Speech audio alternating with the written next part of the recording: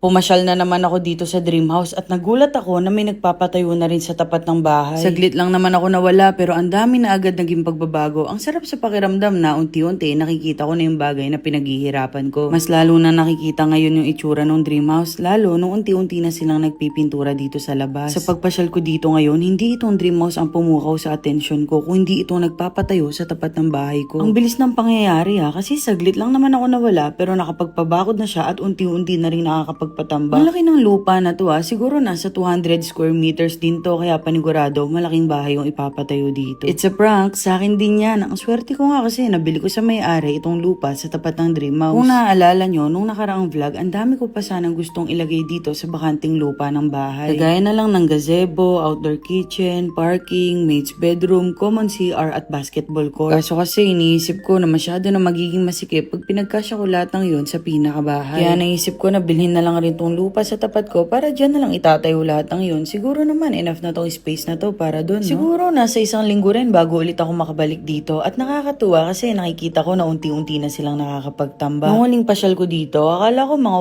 1 month na lang matatapos na, pero hindi pala kasi ang dami pang kailangan gawin at tapusin. Okay lang, hindi naman ako nagmamadali at sobrang saya ko na sa nakikita kong progreso. Masarap pala talaga sa pakiramdam, no? Kapag nakikita mo na kung saan napupunta yung mga bagay na pinagpapaguran mo. Ito, hindi ko alam kung tama yung naging desisyon ko na ganyan lang kataas yung magiging bakod ng bahay. Pag mas tinaasan pa kasi, matatakpan naman yung itsura ng bahay. Di bale, lalagyan naman ng grills yan. Yung nakikita nyo ngayon, dyan ilalagay ang aking small gate at nagpalagay pa rin naman ako ng big gate kahit hindi na dito ang magiging parking area ko. Iniisip ko kasi para kapag may bisita at hindi kasya lahat ng sasakyan sa kabilang lote, pwede pa sila dito makapag-park. Pagdating naman sa interior, nakita ko na unti-unti na rin sila nakakapagkabit ng mga pin lights, kaya mas nagmumukha na talagang bahay itong dream house. Mas lalo tuloy ako na-excite na makalipat na, pero syempre kailangan magtiis kasi sobrang dami pa talagang mangyayari dito. Sa tansya ko siguro mga nasa 60% pa lang to ng construction, kaya matagal pa talaga, pero handa naman ako magantay para sa magandang resulta. Isa rin talaga sa pinaka-pinag-isipan ko ay kung ano yung magiging pintura ng interior nitong dream house. Kaso wala kay tool white pa rin ako bumagsak kasi sa mga napapanood at nababasa ko, ito talaga yung most recommended ng nakararami. Hindi ko agad napansin to pagpasok ko na mayroon na palang mga switch and outlets. Color gray nga pala yung napili ko para sa mga to. Touch of white na kasi yung paint ng walls ko, kaya iniisip ko kapag ginawa ko ring white yung switch and outlets, hindi na magiging pansinin. Tama naman siguro yung naging desisyon ko, no? Oo, tama na yan, nakakabit na May mga nababasa nga pala akong comments at nagtatanong kung bakit super late daw ako mag-upload ng vlogs. Kagaya nito, January 4, 2026 pa tong video na to. Sa totoo niyan, ayoko kasing may evil eye kasi pakiramdam ko ganun yung nangyari dati, kaya nahinto yung construction nitong dream house. Yun yung dahilan kung bakit pinili ko munang isikreto para hindi na maputol yung plano. Balik na tayo sa dream house update kasi nakapag-tiles na rin sila dito sa flooring ng master's bedroom CR. Hindi ko nga akalain na ganito kalaki yung kakalabasan nitong CR na to. Mukhang yung dating twice a week na pagligo ko, magiging twice a day na. May isa pang part dito sa master's bedroom na excited na ako mabuo. Yun ay ang aking walk-in closet. Pangarap ko lang dati to kasi napapanood ko sa mga artista, sikat na vlogger, kaya sabi ko sana balang araw ako rin. Labas naman tayo dito sa balcony. Sobrang plain ng area na to dati, kaya naisipan ko na palagyan ng bricks wall. Hindi ko sure kung yun yung tawag. Sa ngayon, yan muna yung update sa dream house, pero sinisigurado ko sa inyo na mas marami pang exciting na mangyayari.